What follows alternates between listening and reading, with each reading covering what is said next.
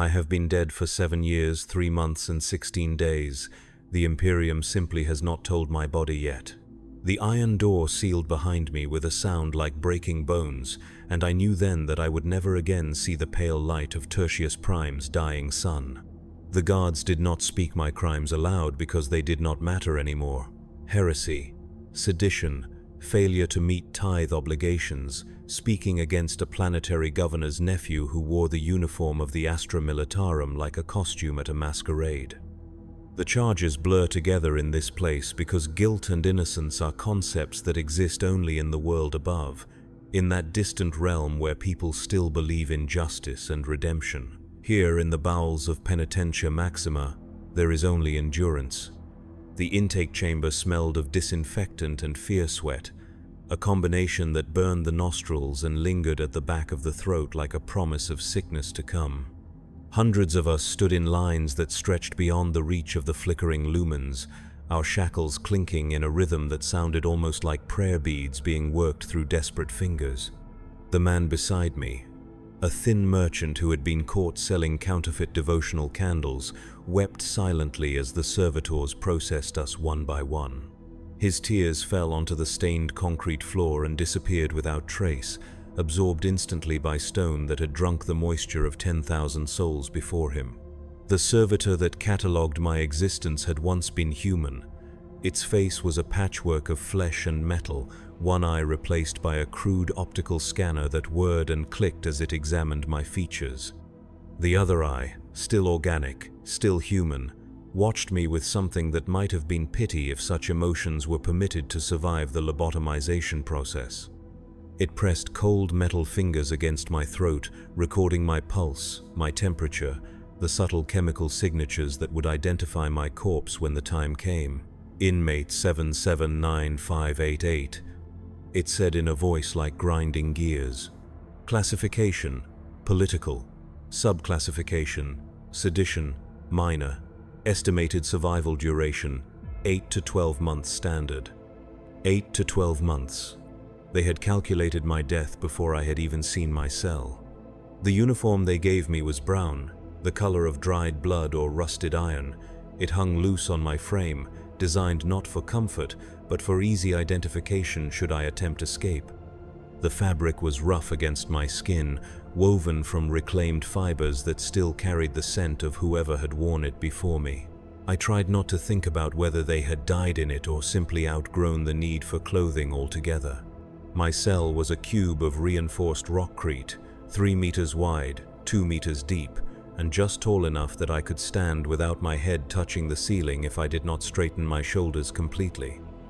The walls wept condensation constantly, creating dark stains that resembled maps of worlds I would never see again. A narrow slot near the floor allowed the guards to slide in my daily ration of Nutri-Paste, and another slot at eye level permitted them to observe me at their leisure. There was no window, no source of natural light, only the harsh glare of a single lumen strip that never dimmed and never failed. The sleeping platform was a shelf of raw metal welded to the wall. No mattress, no pillow, no covering except the uniform on my back. The cold seeped through the fabric within minutes, settling into my bones like a parasite that fed on warmth and hope. I learned quickly that sleep was not rest in this place, but merely another form of survival, a temporary escape from consciousness that left me more exhausted than waking. The first night, I listened to the sounds of Penitentia Maxima learning to breathe around me. The walls carried voices from distant cells, fragments of prayers and curses and mad laughter that echoed through the ventilation shafts like the whispers of the damned. Someone was screaming 3 levels below, a raw sound that went on and on until it became part of the ambient noise, no more remarkable than the humming of the power generators or the skittering of rats in the walls. I counted the seconds between the guard patrols, memorizing their rhythm like a litany. Every 8 minutes and 43 seconds, the heavy tread of armored boots would pass my door, pause for exactly 7 seconds while they checked the observation slot, then continue down the corridor. The guards were not quite human anymore, their bodies augmented with crude bionics that allowed them to work longer shifts without rest. Their eyes had been replaced with sensors that could see in perfect darkness, and their voices carried the mechanical undertones of Voxcaster implants. They took pleasure in our misery, but it was a cold pleasure, surgical and efficient. They did not hate us personally because that would have required them to see us as individuals rather than resources to be managed until depletion. We were inventory, nothing more. Inventory with an unfortunate tendency towards spoilage. The morning brought the first meal, if the grey paste that slid through the food slot could be called by such a generous name. It tasted of nothing and everything, a carefully engineered blend of recycled protein and synthetic vitamins that would keep a human body functioning at minimal capacity for months or even years. I ate it with my fingers because no utensils were provided, licking the aluminum tray clean because I did not know when the next meal would come, or if it would come at all. Later, I learned that the paste contained more than nutrients. Mild sedatives to reduce aggression, mood stabilizers to prevent suicide attempts, and trace amounts of psychoactive compounds that made the mind more susceptible to suggestion and conditioning. The first few weeks of ingesting this chemical cocktail left me feeling disconnected from my own thoughts, as if I were watching someone else live my life through a sheet of dirty glass. The other inmates were shadows at first, glimpsed through the gaps in cell doors or heard as disembodied voices in the darkness. The man in the cell to my left had been there for 6 years. He had been a clerk in the Planetary Defense Force, convicted of falsifying requisition reports to feed his family during a famine. His name was Marcus, and he talked constantly to keep madness at bay, telling me about his wife and children who had probably forgotten his face by now. "The trick is to remember who you were," he would whisper through the thin wall between our cells. "Hold on to something, anything, from before. A smell, a song, the way sunlight looked through your window. The moment you let go of that, you become what they want you to become." The woman across the corridor screamed in her sleep every night for the first month I was there. Her dreams were full of fire and burning children, the memories of a planet that had died while she watched from an orbital transport. She had been a refugee administrator, charged with corruption because she had diverted supplies to save more lives than the official quotas allowed. Her crime was compassion, and her punishment was to relive the consequences of that compassion until she died. Labor began on my 5th day. They woke us before dawn, which meant nothing in a place where dawn was a concept from another life, and marched us through corridors that stretched beyond the horizon of our understanding. Penitentia Maxima was not merely a prison but an entire industrial complex built around the efficient extraction of labor from disposable human resources. The work was brutal, mindless, and designed to break both body and spirit through repetition and futility. My assignment was the Forge Works, a cavern of heat and smoke where we assembled components for weapons that would be used to conquer worlds we would never see. The temperature was maintained at just below the threshold of what human flesh could endure, hot enough to weaken us but not hot enough to kill us quickly. The air was thick with metal particles and chemical vapors that burned the lungs and left a taste like copper pennies on the tongue. We worked in teams of 12, our movements choreographed by the rhythm of the production line and the ever-present threat of the shock prods carried by our supervisors.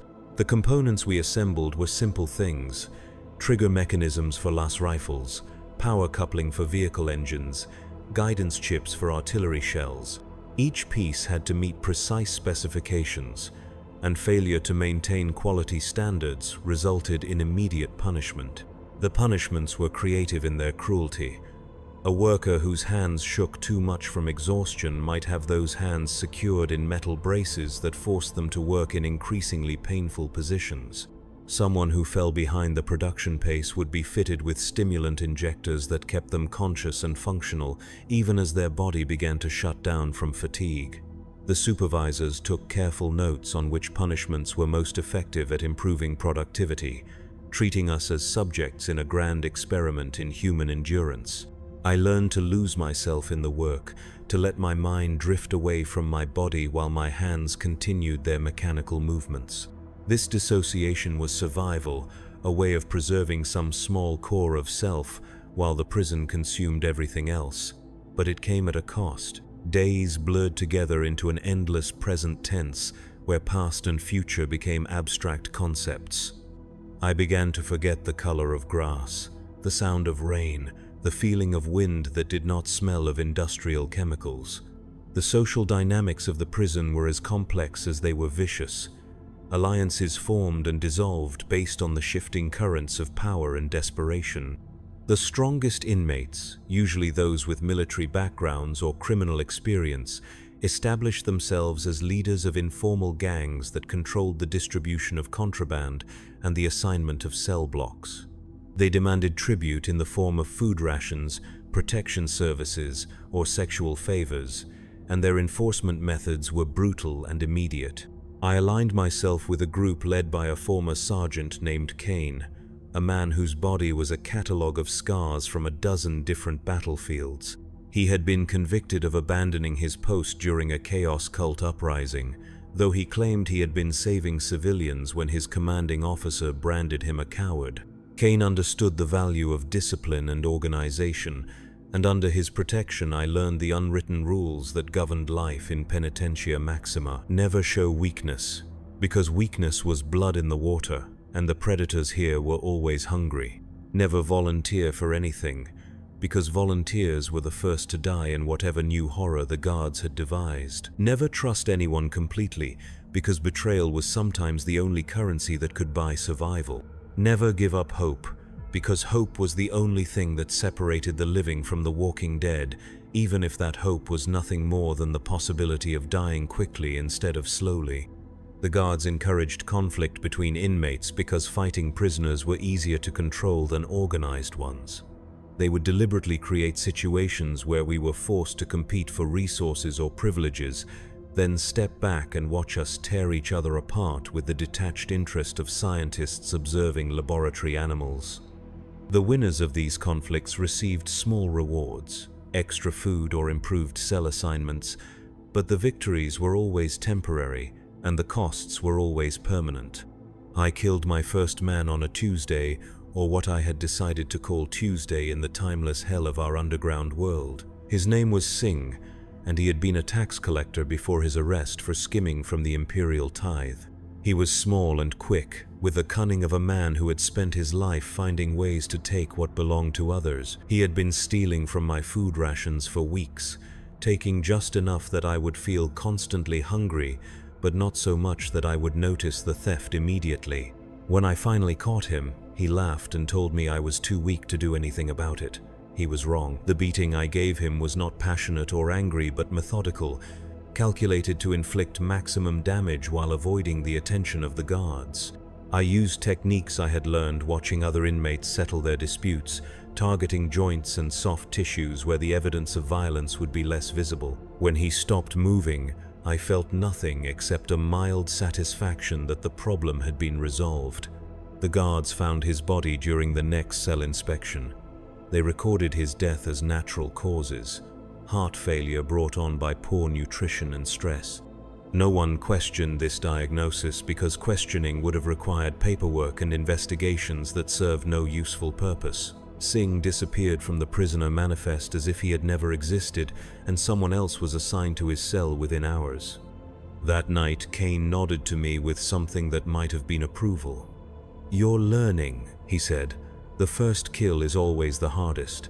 After that, it's just another skill, like welding or reading or any other thing you need to know to get by." He was right. The second death came easier, and the third easier still. By the end of my first year in Penitentia Maxima, I had stopped counting. Violence became just another aspect of daily routine, no more remarkable than eating or sleeping or working the production lines. The capacity for horror that had once defined the limits of my imagination expanded to accommodate realities I could never have conceived in my previous life. But the physical violence was only the most visible aspect of how the prison consumed us. The real destruction happened slowly, invisibly, in the gradual erosion of everything that made us human. They fed us just enough to keep us functional, but never enough to feel satisfied. They gave us just enough sleep to prevent total collapse, but never enough to feel rested. They provided just enough medical care to prevent epidemics, but never enough to eliminate suffering. The psychological warfare was more sophisticated. They would occasionally announce that certain prisoners were being considered for early release, creating desperate competitions, as inmates tried to prove their rehabilitation through increased productivity or voluntary cooperation with the guards. These announcements were always lies.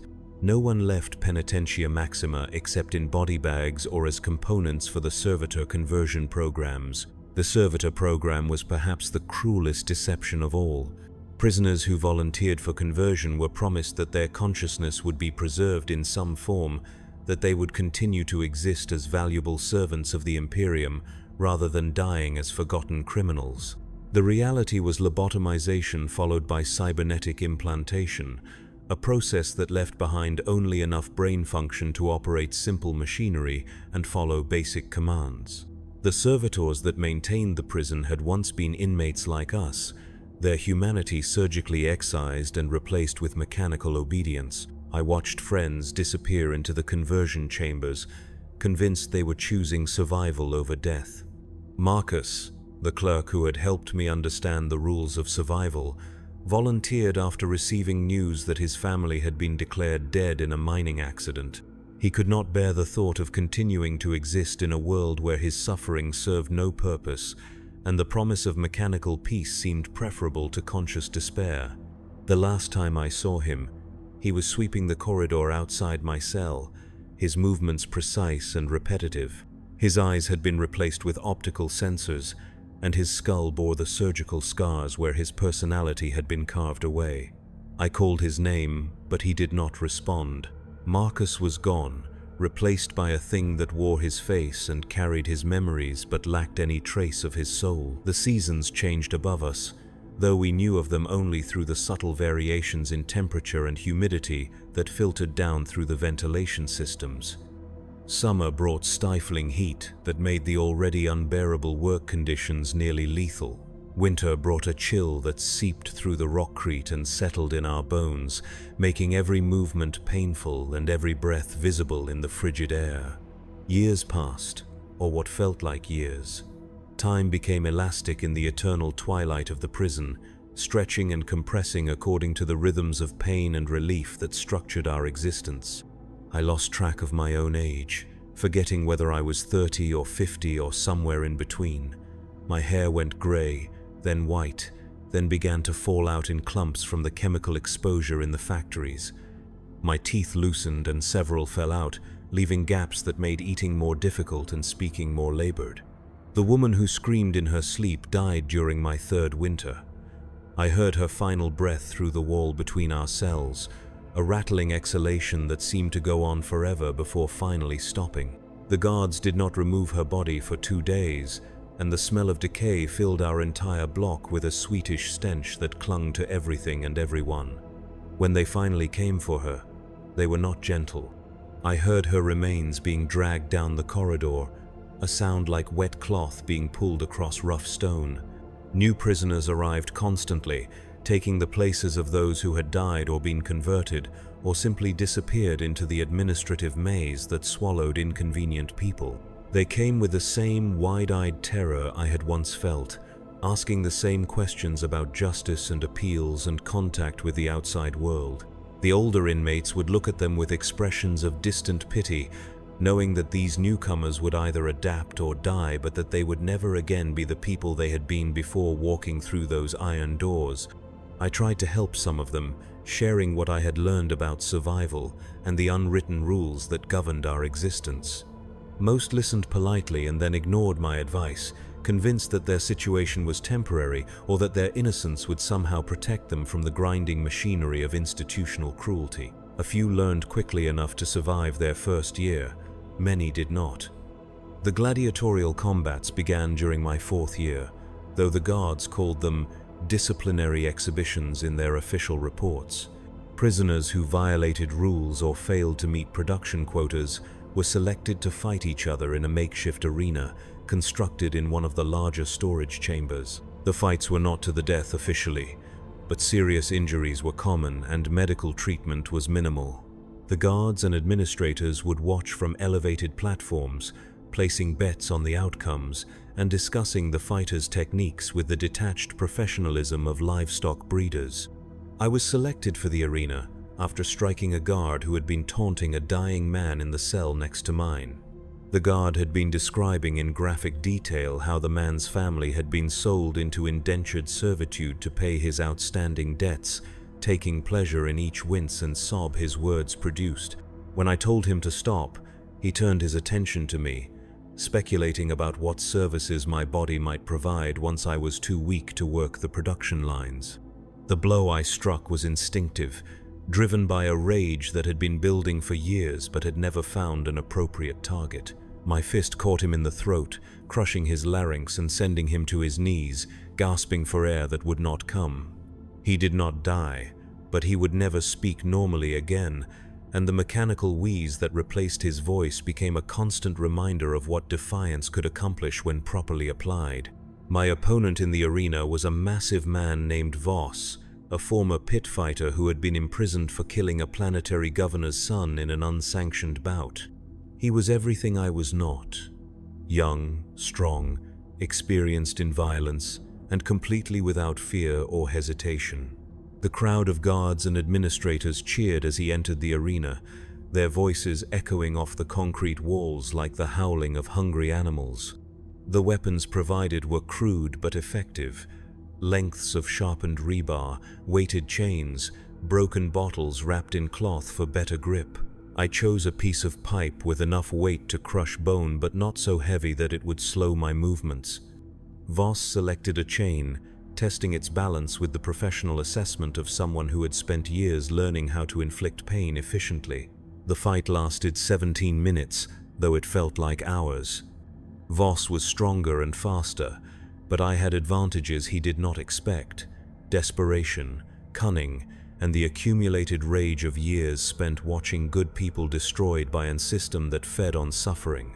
I avoided his direct attacks, using the arena's dimensions to stay mobile, looking for openings created by his confidence and aggression. When the opening came, I took it without hesitation.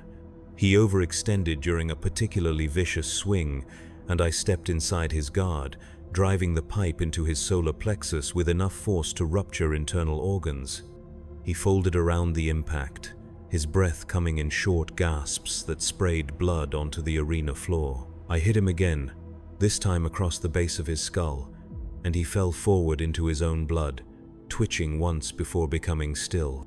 The crowd cheered my victory, but their applause felt like condemnation. I had become exactly what they wanted me to become: a killer who performed violence for their entertainment, a broken thing that had forgotten the difference between survival and surrender.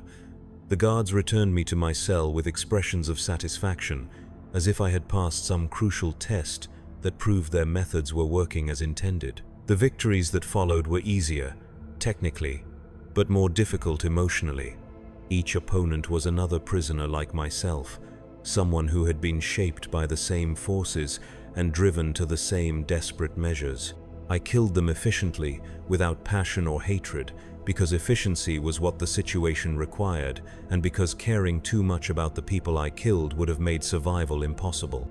Between fights, I worked the production lines and tried to remember who I had been before becoming a gladiator. The memories were fading, becoming abstract and uncertain, like stories someone had told me about people I had never met. Had I really been a teacher once, standing in front of classrooms full of children who looked at me with respect and affection? Had I really lived in a small house with a garden where I grew vegetables and flowers for no reason, except that I found beauty in growing things? The details blurred together until I could not be certain what was memory and what was imagination. Perhaps I had never been anything except what I was now: a prisoner, a killer, a thing that existed only to serve as an example of what happened to those who opposed the Imperium's will. Perhaps my previous life was just a delusion, a comforting lie I had created to make my current existence bearable. Cain died during my 5th year, killed not by violence but by a cancer that had been growing in his lungs for months. The chemicals in the air had finally accumulated to toxic levels, and his body simply stopped being able to process the poison. He faced death with the same steady pragmatism he had brought to everything else, giving me advice about leadership and survival until his voice became too weak to carry across the cell. "Don't let them make you into something you can't live with," he told me during our last conversation. "I've seen good men become monsters in here, and monsters who found ways to stay human. The choice is always yours, even when it doesn't feel like there's a choice at all." His death left a vacuum in the prison's power structure that other inmates immediately moved to fill. The contests for leadership were violent and brief, resolved through assassination and betrayal rather than democratic process. I avoided involvement in these struggles, having learned that visibility was dangerous and that the safest position was often somewhere in the middle of the hierarchy, where you were valuable enough to protect, but not important enough to threaten. The new leader was a woman named Catherine, a former naval officer who had been convicted of mutiny after refusing orders to bombard a civilian population center. She was intelligent, ruthless, and completely committed to survival at any cost. Under her leadership, the prisoner organization became more efficient, but also more brutal, with harsh punishments for any perceived disloyalty or weakness. She approached me after one of my arena victories, studying me with eyes that had seen too much and forgotten how to show mercy. "You fight well," she said, "but you fight like someone who still thinks he's going to leave this place. That's going to get you killed eventually." She was right, though I did not want to admit it at the time. Some part of me was still holding on to the possibility of escape, release, or redemption, and that hope was making me careless. The most dangerous prisoners were those who had accepted their fate completely, who had stopped thinking about the future and focused entirely on the immediate requirements of survival. The escape attempt came during my 6th year, organized by a group of political prisoners who had managed to bribe several guards and acquire detailed maps of the prison's layout. They invited me to join them, recognizing my combat skills and relatively good physical condition as assets that could improve their chances of success. The plan was complex but achievable. Create a distraction during a shift change, overpower the guards at a secondary checkpoint, and use maintenance tunnels to reach the surface before the alarm could be raised. I agreed to participate, though I knew the attempt was doomed, not because the plan was flawed, but because escape was never really about leaving the prison. The real prison was what we had become during our years of incarceration, the accumulated damage to our minds and souls that could not be left behind simply by walking through a different door. We were planning to take our cells with us wherever we went. The attempt failed exactly as I had expected, though not for the reasons I had anticipated. The guards had known about the plan from the beginning, having been informed by one of the conspirators who had been promised better treatment in exchange for cooperation. The informant was a man named Peter, a former accountant who had been slowly dying from malnutrition and wanted to improve his chances of living long enough to see another winter. The guards allowed the escape attempt to proceed until we had committed ourselves completely, then triggered alarms and sealed the tunnels we were using for our route. The hunt that followed was not urgent or desperate, but methodical, like exterminators tracking down vermin that had gotten into the walls. They used gas to force us out of hiding places, shock prods to disable anyone who resisted, and casual violence to discourage future escape attempts. Of the 12 prisoners who participated in the attempt, 4 were killed immediately, 3 were selected for servitor conversion, and the remaining 5 were returned to general population with enhanced restrictions and monitoring. I was among the survivors, though I was not certain whether that represented good or bad fortune. The enhanced restrictions meant solitary confinement for months, reduced food rations, and elimination from work assignments that might provide opportunities for further escape planning. Solitary confinement was a different kind of death, slower but more thorough than the quick violence of the arena. The cell was smaller than my regular accommodations, barely large enough to lie down with my arms extended. No light except what filtered through a crack under the door. No human contact except the daily delivery of food. No sounds except my own breathing and heartbeat, and the gradual dissolution of my sanity. I talked to myself constantly, carrying on conversations with people from my past who existed now only in increasingly unreliable memories. I told stories to the walls, recited poetry I half remembered from school, and sang songs whose words had been eroded by time and stress until only the melodies remained. The boundary between internal dialogue and external speech disappeared, and I found myself responding to voices that existed only in my head as if they were real people sitting beside me in the dark. The hallucinations began after the third month, visual distortions that resolved into faces when I was not looking at them directly, movements in the peripheral vision that suggested the presence of people who were not there, shadows that seemed to have depth and substance even in the absolute darkness of the cell. I knew these perceptions were not real, but knowledge did not make them less vivid or less disturbing. When they finally returned me to general population, I discovered that the prison had changed in ways that went beyond normal attrition and replacement.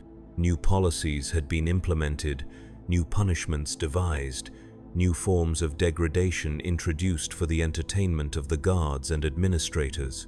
The gladiatorial combats had been expanded into a full tournament system, with brackets and championships and betting pools that involved personnel from throughout the correctional system. The food had gotten worse, the work assignments more dangerous, the medical care more perfunctory. Prisoners were dying at an accelerated rate, their bodies unable to cope with the increased demands and reduced support.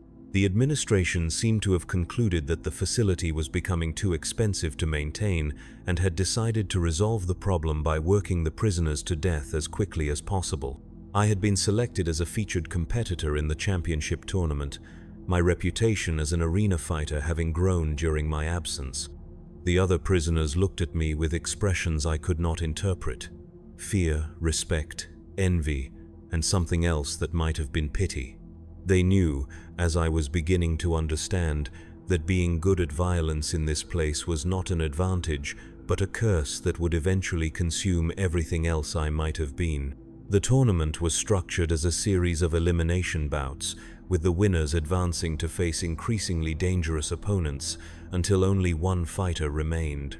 The prizes for victory were meaningless: extra food rations, improved cell assignments, and the promise of reduced sentences that everyone knew would never be honored. The real purpose was entertainment, a gladiatorial spectacle that allowed the guards to bet on outcomes while watching prisoners destroy each other for their amusement. My first opponent was a young man named David, barely 20 years old, and convicted of draft evasion during a planetary defense mobilization. He had been in the prison for less than a year, and his body still showed signs of the life he had lived before his arrest. He moved like someone who had never learned to fight properly, relying on desperation and adrenaline rather than technique and experience. I killed him quickly, efficiently, and without pleasure. The crowd cheered, but their voices sounded distant and unimportant, like background noise from another room. I had crossed some invisible line during my months in solitary confinement, and the emotional responses that had once made violence difficult were no longer accessible to me. I felt nothing when he died except a mild satisfaction that the problem had been resolved. The subsequent matches followed the same pattern, opponent after opponent, each one desperate and frightened and ultimately insufficient to the task of survival. I dispatched them with increasing mechanical precision, my movements becoming more efficient as I eliminated anything that was not essential to winning. The crowds grew larger and more enthusiastic as word spread throughout the facility about the tournament's progress. The final match was against Catherine, the naval officer who had taken over Kane's position as leader of the prisoner organization. She was older, more experienced, and completely ruthless in her approach to both leadership and combat. More importantly, she had nothing left to lose, having long ago abandoned any hope of survival or redemption in favor of simple endurance. "One of us walks away," she told me as we prepared for the fight. "The other becomes fertilizer for whatever weeds grow in the prison graveyard. But either way, we're both already dead. We died the day we walked through those doors. Everything since then has just been the body learning to catch up." She was right, and that knowledge liberated me from the last constraints of conscience and humanity. I fought her with everything I had learned during my years in Penitentia Maxima, using every technique of violence and deception that had allowed me to survive when better people had died. The match lasted longer than any of the others, both of us too experienced to make the obvious mistakes that would have ended the fight quickly. When I finally killed her, it was through treachery rather than superior skill. I feigned an injury that caused her to lower her guard for just long enough to position myself for a killing blow. The strike caught her in the temple, crushing the bone and driving fragments into her brain. She fell without a sound, her face showing no surprise or accusation, only the distant expression of someone who had been expecting this moment for a very long time. The crowd erupted in celebration, their cheers echoing off the concrete walls like the screaming of the damned. I stood over Catherine's body, covered in her blood and my own, feeling absolutely nothing. The tournament was over, the championship was mine, and none of it mattered because we were all already dead and had been dead from the beginning. They returned me to my cell that night with promises of rewards and improved conditions that I knew were lies. The tournament had served its purpose, providing entertainment for the guards and demonstrating to the other prisoners what happened to those who became too skilled at violence. I would continue to fight when called upon, continue to kill whoever they placed in front of me until I became too old or too damaged to be useful and was quietly disposed of. The years that followed blurred together into an indistinguishable mass of routine violence and grinding despair. I fought in the arena when summoned, worked the production lines when assigned, and existed in my cell during the hours between obligations. The other prisoners avoided me now, recognizing that I had become something different from what I had been, something more dangerous, but also more broken. New inmates continued to arrive, taking the places of those who had died or been converted or simply disappeared into the administrative machinery that processed human suffering with industrial efficiency. I watched them go through the same stages of adaptation or destruction that I had experienced, but I felt no connection to their struggles and offered no assistance or advice. Their survival or death was irrelevant to me, because survival itself had become irrelevant. The dreams, when they came, were not of freedom or revenge or justice, but of simple non-existence. I dreamed of dissolving into the walls of my cell, becoming part of the stone and metal that contained us all. I dreamed of forgetting my own name, my own history, my own face in whatever mirror might still show reflections in this place. I dreamed of peace, the kind that comes only when consciousness finally stops, and the burden of selfhood is lifted from shoulders that have carried it too long. But consciousness persisted, stubborn and unwelcome, dragging me through each day and into each night with mechanical regularity. My body continued to function despite the accumulated damage from years of poor nutrition, chemical exposure, and frequent violence. My mind continued to process sensory input and form memories, even though the experiences being recorded were too similar to previous experiences to be worth remembering. I measured time now, not in days or months, but in deaths. The deaths of opponents in the arena, the deaths of cellmates from disease or violence or simple exhaustion, the deaths of parts of myself that had once seemed essential but had proven to be expendable when survival demanded it.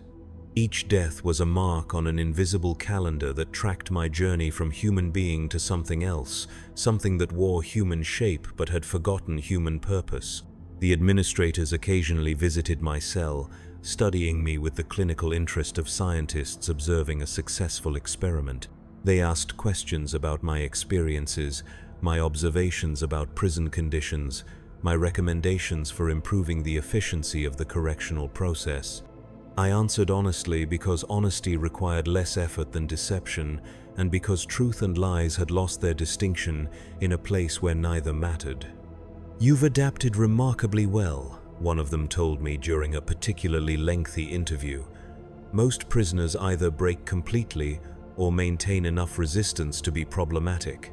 You've found the optimal balance between compliance and functionality." I asked him what that meant, though I suspected I already knew the answer. "It means you've become exactly what the system was designed to produce," he said. A human being who has been stripped of everything that makes resistance possible while retaining enough cognitive capacity to serve useful functions. You're a template for the future of Imperial corrections. He was proud of what they had accomplished, proud of the transformation they had worked upon my flesh and soul. I was their masterpiece, proof that any human consciousness could be broken down and rebuilt according to institutional needs. The man I had been before my arrest was completely gone, replaced by something that looked like him but shared none of his essential characteristics. That night, I lay on my metal sleeping platform and tried to remember what I had looked like before becoming a prisoner. The face that appeared in my memory was generic, unremarkable, possibly imaginary. I could not recall the color of my eyes, the shape of my nose, or the way my mouth had moved when I smiled. The person who had worn that face was a stranger to me now, someone whose motivations and desires were as foreign as those of an alien species. The final revelation came during my 10th year in Penitentia Maxima, though the exact timing might have been different because time had lost most of its meaning by then. A new administrator arrived to take charge of the facility, a young woman with the kind of fresh enthusiasm that suggested she had not yet learned to see prisoners as anything other than human beings who had made mistakes.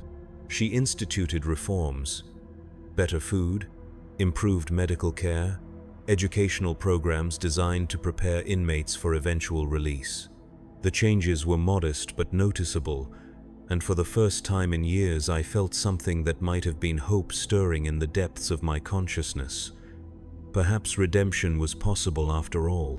Perhaps the person I had been before my arrest was not completely dead but merely dormant, waiting for the right conditions to emerge from whatever dark corner of my mind still remembered how to be human. The new administrator, whose name was Elena Vasquez, requested individual meetings with long-term prisoners to assess their rehabilitation potential. When my turn came, I found myself sitting across from her in a small office that had been decorated with plants and pictures of worlds where sunlight still fell on green growing things. The normalcy of the setting was disorienting after years of concrete and metal, and I had difficulty focusing on her questions because I kept staring at a photograph of children playing in a park somewhere far from this place. "You've been here longer than almost anyone else," she said, consulting a file that contained the accumulated documentation of my decade in captivity. 10 years, 4 months, 17 days? That's an unusual length of service for someone with your original classification. Service. She called it service, as if my imprisonment had been a form of employment rather than punishment. I wondered if she truly believed that, or if she was simply using language that made her job more palatable. "What would you like to do if you were released?" she asked, her voice carrying a sincerity that seemed genuine but felt dangerous. Hope was a luxury I could not afford, a weakness that would make survival more difficult if her reforms proved temporary. I told her the truth, that I could not remember wanting anything beyond the basic requirements of continued existence: food, shelter, the absence of immediate pain or threat. The dreams and ambitions that had once motivated my actions were as foreign to me now as the desires of someone from another species. She made notes in my file, her expression showing concern that might have been professional or personal. "The human capacity for adaptation is remarkable," she said, "but it's not irreversible.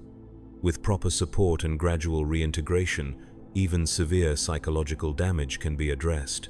I wanted to tell her that she was wrong, that some transformations could not be undone once they had reached completion.